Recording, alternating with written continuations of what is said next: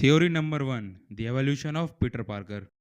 One of my biggest theories for Spider-Man Brand New Day is that Marvel could be adapting elements from the comics, the other evolve or die.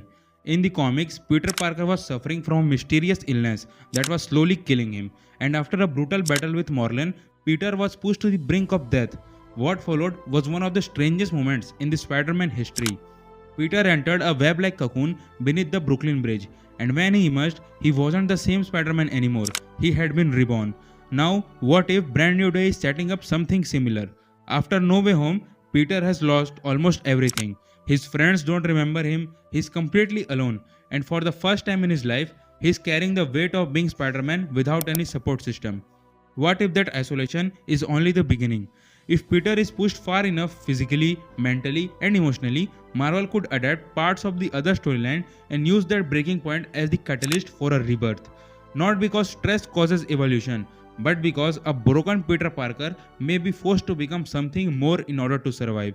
And if Marvel really is taking inspiration from the other, that transformation could come with more than just a fresh start. In the comics, Peter emerged with several new abilities, including enhanced instincts, a stronger spider sense, and even organic webbing.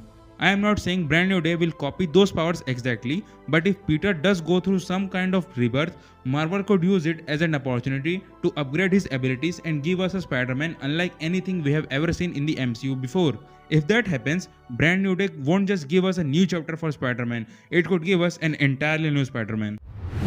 Number 2, Punisher and Banner's role. One of my predictions for Brand New Day is that Punisher and Bruce Banner won't just be random cameos, they will serve two completely different purposes in Peter's journey. If my evolution theory is correct, Peter's new abilities could come up with a major downside. As we can see, he doesn't seem to have a control over his powers and appears to be struggling with whatever he's going through. That could slowly push Peter into becoming more aggressive, more reckless, and more willing to cross the line he normally wouldn't. And that's where Punisher comes in, not as a teacher but as a warning. Someone who sees Peter heading down a dangerous path and steps in before he becomes something he never wanted to be.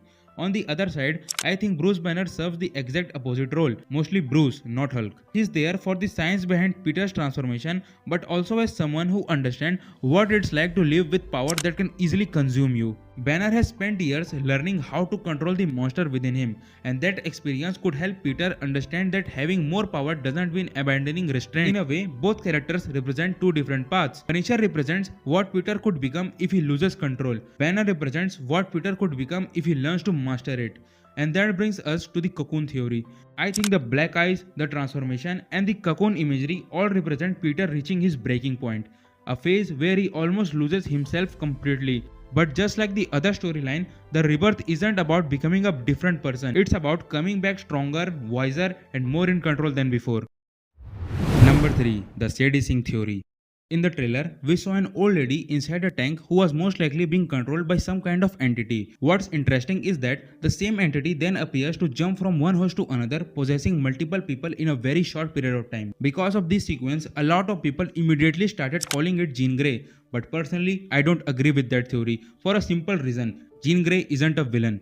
There would be no real reason for her to be stealing tanks, causing chaos in the city, and jumping between random civilians. It just doesn't fit the character. Instead, I think the answer could be Shatra. For those who don't know, Shatra is a spider-related cosmic entity from the comics and has a history of manipulating people and corrupting spider totem forces. If Marvel is taking inspiration from the other storyline and Peter is going through some kind of spider-based evolution, then Shatra could be the perfect antagonist for the transformation. And that might also explain the hand organization that we have seen. What if they are not working for a crime boss at all? What if they are followers of Shatra? That would also give us a possible explanation for the Savage Hulk rumors. If this entity can move between hosts and take control of people, then Bruce Banner may not be turning into Savage Hulk by choice. He could be another victim. An infected or possessed Hulk would become one of the biggest threats in the entire movie and would force Peter to confront something far beyond a normal street level villain. But now there's a slight problem with this theory. Reports suggest that Sadie Singh has signed a multi-project deal with Marvel. If her character is nothing more than just a temporary host for Shatra, then a long-term contract doesn't make much sense. Which means there's a possibility that Sadie's character is much more important than we are being led to believe. Maybe she's connected to Shatra, maybe she's the primary vessel, or maybe Marvel is hiding her true identity entirely. Whatever the case is, I think there's far more going on with Shady Singh's character than the trailer is letting on. And that's it. These were just my theories. Let me know yours in the comments, and if you enjoyed the video, don't forget to like and subscribe. Thanks for watching, and I will see you in the next one. Until then, stay spectacular.